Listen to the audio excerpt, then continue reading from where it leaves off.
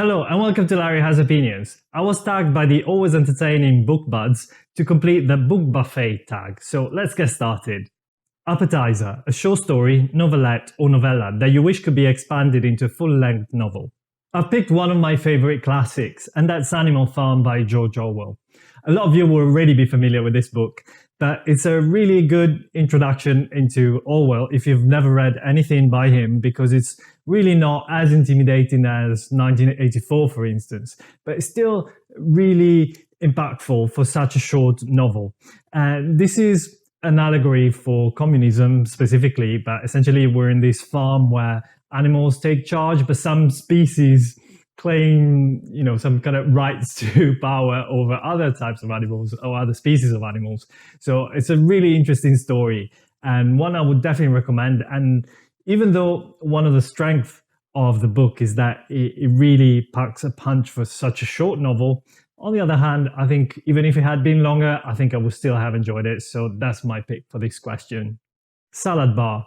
Pick 3 ingredients, plot elements, writing styles, tropes, etc. that will be in your ideal book salad. So the first element would definitely be characters and well-developed and fully fleshed out characters. I get a bit bored with the stereotypes of the good guy and the bad guy, that sort of thing. I really like more realistic characters. None of us really is 100% good or 100% evil, I think. So we all have the different sides of our personality, and I really like books that explore that side of people with their weaknesses and their flaws. I can mention loads of authors that do this well, but just because I don't think I've ever mentioned him before on my channel, I'm just going to say George R. R. Martin, sort of characterization. And then aside from the characters, I would say a depressing story really tends to strike a chord with me. I know a lot of people tend to prefer more light-hearted stories with a happy ending, that sort of thing. But for me, I quite like a depressing story, I have to say. Something like A Little Life, really managed to make me emotional in a way that a lot of other books really can't do. And the third element is probably surprise. I do like when a book takes me by surprise, whether it's some sort of plot twist, if it's maybe a thriller or something like that, there's something that you don't see coming. But even if it's a more straightforward literary fiction or fantasy or sci-fi story, whatever it may be, something that is a bit original and that you're not expecting, I really, really enjoy.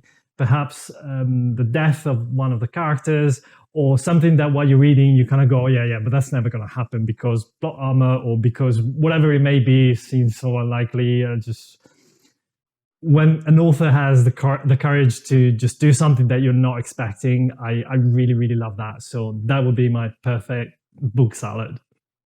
DOSA Station, a slim volume that packs a significant punch. And for this one, I've picked an Italian book, which I believe has been translated as Pereira Maintains, by Antonio Tabucchi. This is quite famous in Italy, but it's probably not as widely known in the English-speaking world, even though I've seen it pop up very rarely, and Sandy, for instance, reviewed it fairly recently. This is all set in 1938, and specifically in Portugal. And essentially, it takes the story of this journalist who's your sort of typical middle-aged man who doesn't necessarily want to get involved with politics or a lot of the things that are happening in countries such as Portugal, but also Spain and Italy with the fascist regimes that used to rule in those days. He didn't really necessarily want to take a heroic role about that, but at the same time, he ends up being involved in some of these stories. This is a relatively short book. It's less than 200 pages, if I'm not mistaken, but really does pack a punch because it really marries up this sort of oppressive environment with these authoritarian regimes of those days, with the individual story of Pereira as the main character, who's also described with his quirks and the fact that he wants to go on a diet but struggling with that, and he likes his sugary lemonade. He's very mundane details, but at the same time in a very serious and impactful story. It's one that I would definitely recommend, especially if perhaps you want to read more of Italian literature.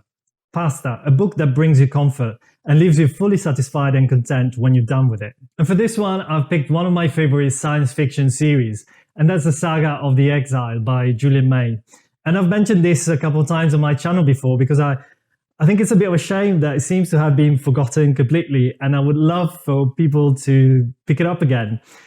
This is essentially starting from a scientist who's managed to open this one-way tunnel to 6 million BC, something like that, and a group of misfits who don't quite fit into today's society decides to just take the leap and just travel to 6 million BC. And obviously, the world being very different from what it is today, and we follow their adventures. And it's a really, really entertaining series, almost borderline fantasy as well. So it can really appeal to both science fiction as well as fantasy readers. So I would really, really recommend this. And I would really love if you end up reading this, just let me know what you think about it.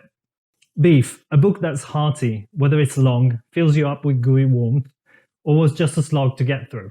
And for this, I've picked The Count of Monte Cristo for kind of a little bit of all of the above, but particularly it was a bit of a slog to get through, I have to say. I have a full review, a spoiler review if you're interested, but it's the archetypal revenge story. A lot of people are familiar with it. I just found it a bit too long, I have to say. It was 1,400 pages. And even though the story itself and the setup and the premise and a lot of things are extremely compelling, and you can definitely see why it's become such a classic, I had some reservations as well. And I thought it was a bit overly long and a bit unnecessarily drawn out, particularly considering that in those days it was a serialized novel where Dumas was being paid by the line, essentially. So you can see why he would try to stretch things out as much as he could get away with. So that's my pick for this prompt. Bread, something you and your friends fight over while waiting for dinner, is a bread basket. Talk about a book you fight with other people about. I'm not sure I ever fight about books with people. Might occasionally have some debates and arguments. I don't think they're usually heated arguments. I would like to think that we can have good-natured disagreements about books. If I really have to pick one, maybe I could pick the three-body problem. I know it's one that triggers different opinions, not necessarily for the content of the books, but more for the author and the opinions he's expressed. So I touched on those in my review I have on the channel. I know that there's people on both sides of the argument that have really strong feelings, and I got a bit of backlash from both sides of the argument. So there you go.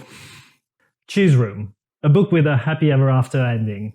And this is not a book I've read because it hasn't been published yet. It's coming out in January, and it's To Paradise by Hanya Yanagihara, the writer of A Little Life. I'm hoping to get an arc for this, so hopefully I can read it before January. And given her reputation from her previous books, I'm really confident this is going to have a really happy ending, so I'm really looking forward to this. Chocolate Fountain. When you read a new series or author, do you dip in and out, or do you read it all back to back? So I would say for the most part, I dip in and out. So for instance, the big trilogies that I've been reading this year, like the First Law trilogy, the Three Body Problem, and the Wolf Hall trilogy, I've all read other things in between, so to leave a bit of a break in between the different installments of the series. And that's probably my preferred approach. However, when I've found things that I really fell in love really hard with, then in those cases, I just had to keep going and kept binging the whole series until I was finished with it. So it really depends. Okay, so I'm tagging two amazing channels to do the same tag. Please go check them out if you get the chance. One is The Reading Witch, and the other one is Apocalypse Reading. I hope you guys like this video. Please give me a thumbs up, and I'll see you the next time.